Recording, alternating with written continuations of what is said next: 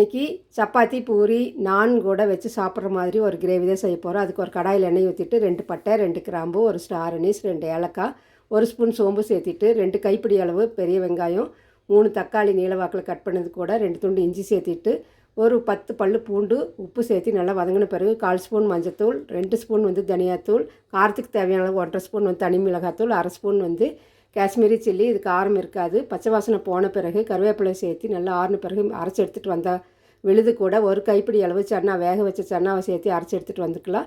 இப்போது தாளிப்புக்கு கடுகு சோம்பு சேர்த்திக்கிறேன். கருவேப்பிலை சேர்த்திட்டு நம்ம வெங்காயம் கொஞ்சமாக போட்டு அரைச்சி வச்ச விழுது நம்ம சேர்த்திக்கலாம். கூடவே அந்த ஜாரில் தண்ணி ஊற்றிட்டு நம்ம தண்ணி தேவையான அளவு ஊற்றிக்கலாம். இப்போ இந்த சன்னா மசாலா வேக வச்சதையும் சேர்த்தியாச்சு. நல்லா கொதிக்கட்டும். பச்சை வாசனை போனோன்னு ஸ்டவ் ஆஃப் பண்ணால் இது இட்லி, தோசை, சப்பாத்தி, நான் கூட வச்சு சாப்பிட்றதுக்கு சூப்பராக இருக்கும். இந்த சன்னா டிப் நீங்கள் ஃபாலோ பண்ணிக்கோங்க.